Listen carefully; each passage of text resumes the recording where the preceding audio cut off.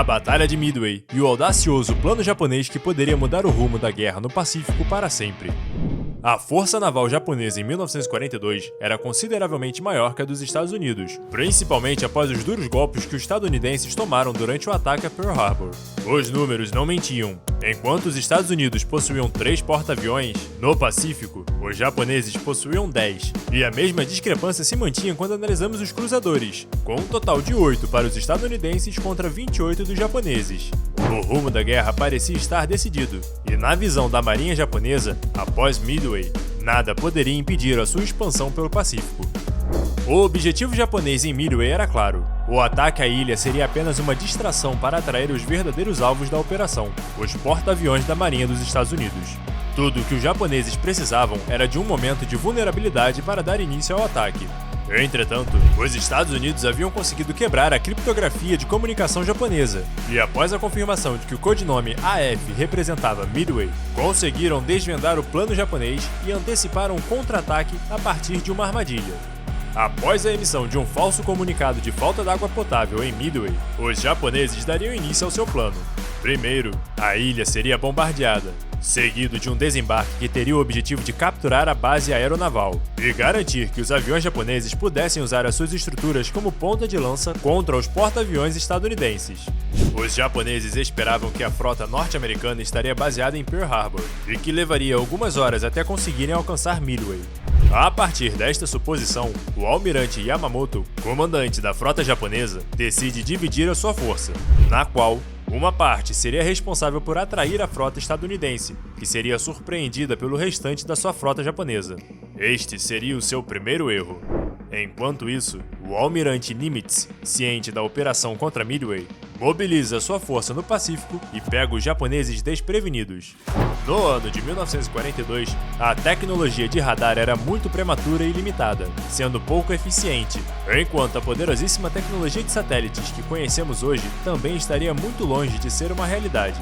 Logo, os almirantes navegavam às cegas, contando apenas com as informações que os seus olhos poderiam captar no horizonte, assim como os olhos de seus pilotos de reconhecimento. A batalha tomaria palco na manhã do dia 4 de junho de 1942. De um lado, Yamamoto comandava os seus 4 porta-aviões, Kaga, Akagi, Hiryu e Soryu, enquanto do outro lado, Nimitz liderava os porta-aviões Hornet, Enterprise e Yorktown. A frota japonesa lança o seu ataque às 4 horas e 30 minutos da manhã, do dia 4 de junho de 1942. Ao todo, 108 aeronaves são lançadas com o objetivo de bombardear Midway. A decolagem e organização da formação dos aviões demora cerca de 1 hora, e às 6h20 da manhã, os bombardeiros já haviam devastado a ilha. Do lado estadunidense, algumas unidades haviam sido deixadas para defender Midway e criar resistência à onda inicial dos japoneses. Mas os seus pesados e lentos aviões F-4F não tiveram chance contra os Zero japoneses. O primeiro ataque contra a ilha foi um sucesso, e os Estados Unidos sofreram pesadas baixas aéreas nos primeiros minutos de batalha. Enquanto isso, os aviões de reconhecimento japoneses localizaram a frota estadunidense a poucas milhas de distância a leste, uma informação que seria transmitida para o almirante Nagumo e levaria a uma decisão fatal. Nagumo ordena que todos os aviões, que já haviam sido abastecidos com bombas para ataque terrestre da ilha, fossem rearmados com torpedos para atacar a frota estadunidense. Esta decisão pode ser considerada lógica, já que o alvo principal eram justamente os porta-aviões dos Estados Unidos. Entretanto, a operação de troca de armamentos levaria cerca de 1 hora para ser realizada, tempo que os norte-americanos precisavam para organizar a sua contraofensiva. Após a localização da frota japonesa, os Estados Unidos lançaram seu contra-ataque.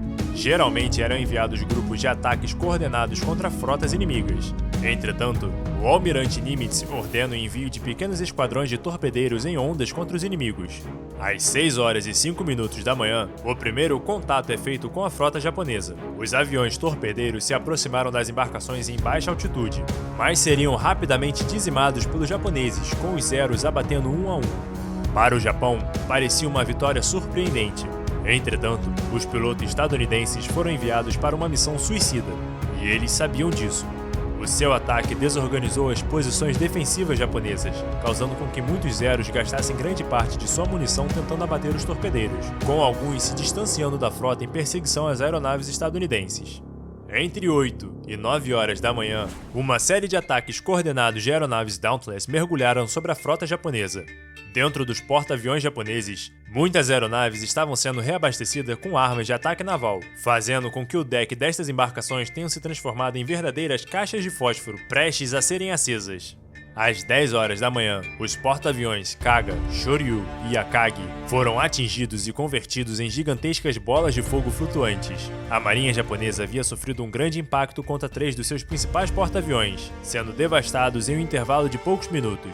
Enquanto isso, aeronaves partidas do Hiryu decolaram e acertaram o Yorktown, que ficaria seriamente danificado.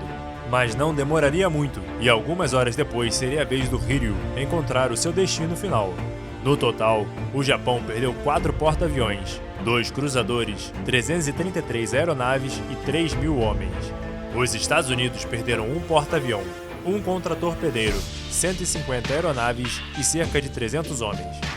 A expansão japonesa no Pacífico é barrada pelo almirante Nimitz, que inicia uma série de operações de assalto contra ilhas ocupadas pelos japoneses no Pacífico, invertendo o curso da guerra, que até junho de 1942 parecia perdida para os Estados Unidos.